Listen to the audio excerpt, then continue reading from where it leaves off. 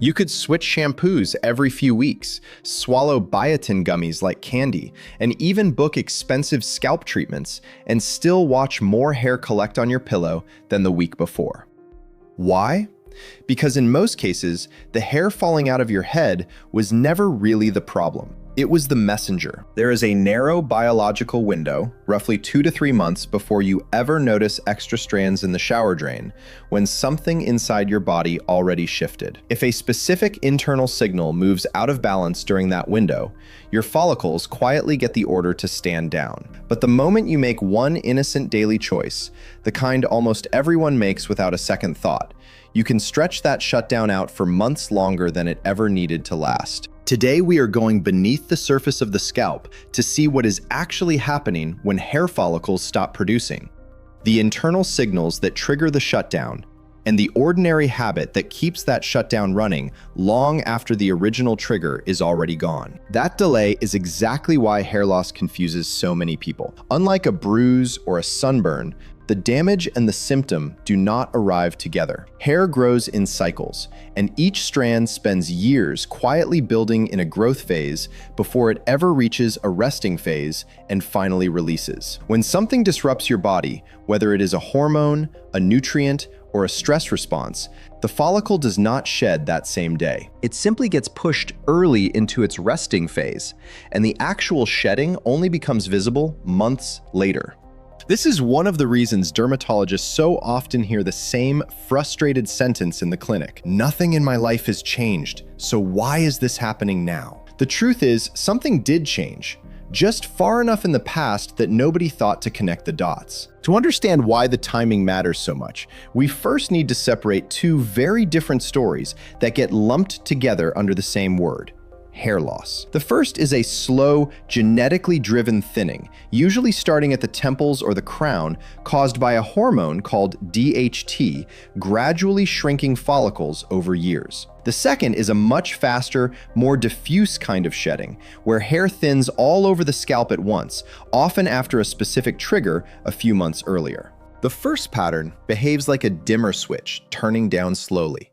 The second behaves like a delayed alarm going off everywhere at once. Most people assume they only need to worry about the first kind. So when sudden diffuse shedding shows up, they panic, assume the worst, and start throwing every product they can find at a problem those products were never designed to solve. This delayed diffuse type has a clinical name: Telogen effluvium, and it is essentially your body's stress response written directly onto your scalp. Dermatology sources, including material published by the American Academy of Dermatology, describe this pattern as a temporary shift, where a much larger share of your follicles than usual gets pushed into the resting and shedding phase at the same time, typically 2 to 3 months after a significant physical or emotional stressor. That stressor can be a fever, a surgery, a crash diet, a major illness, or a prolonged period of intense emotional strain.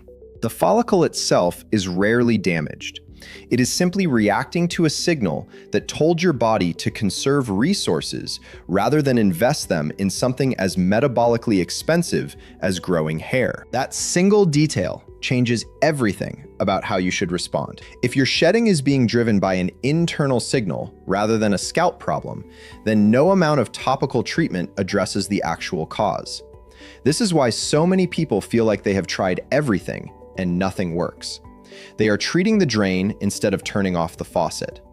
Before spending another dollar on serums, the more useful first step is asking what happened in your body 2 to 3 months before the shedding started, because that earlier event is almost always where the real answer is hiding. One of the most common and most overlooked internal signals is iron. Specifically, a stored form of iron called ferritin, which your follicles rely on heavily because hair production is one of the most metabolically demanding processes your body runs. Research summarized by clinical dermatology reviews has repeatedly pointed toward low ferritin, even when it is still technically within a normal range, as a frequent contributor to diffuse hair thinning, particularly in women. Because standard lab reports often flag ferritin as normal at levels that are still too low to comfortably support hair growth, this cause gets missed constantly, even by well-meaning doctors who are simply following the lab's printed reference range rather than the more specific threshold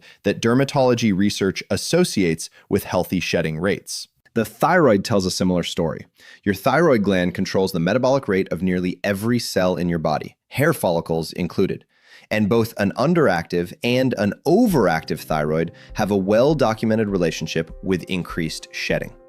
When thyroid hormone levels drift out of range, your follicles receive an unmistakable signal to slow down. And because thyroid changes tend to happen gradually, most people never think to connect months of quiet fatigue or subtle weight changes to the extra hair suddenly appearing on their brush. Chronic stress works through a related but separate channel. Elevated cortisol, your primary stress hormone, does not just affect your mood and your midsection.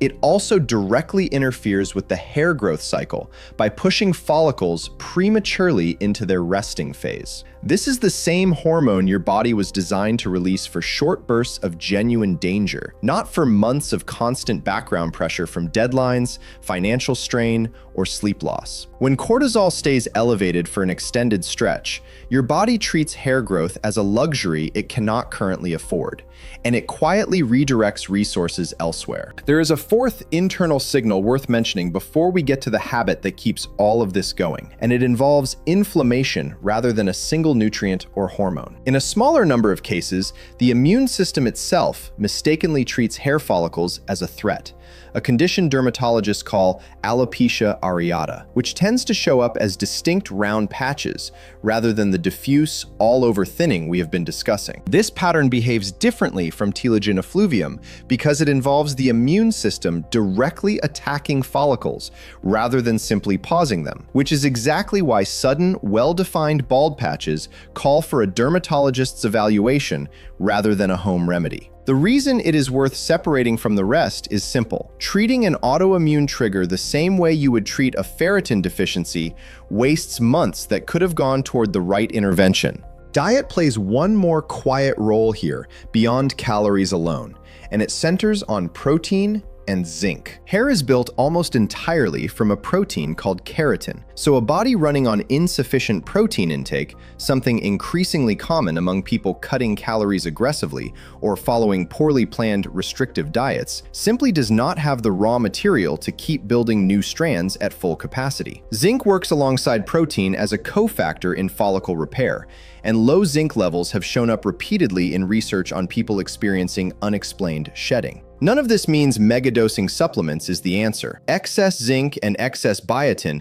can actually skew certain thyroid and hormone lab results, which ironically makes it harder for a doctor to find the real cause if you walk into that appointment already saturated with over-the-counter fixes. Sleep deserves a mention too, since it ties directly back to the cortisol story from earlier. Poor or fragmented sleep raises cortisol on its own, independent of whatever external stress you are already carrying, which means a demanding job paired with 5 hours of sleep a night can produce the same follicle-shutting signal as a genuinely traumatic event, just spread out quietly over months instead of arriving all at once. This is part of why some people trace their shedding back to a period that did not even feel like a crisis at the time. It simply wore on them slowly enough that they never noticed the accumulation until the mirror did it for them.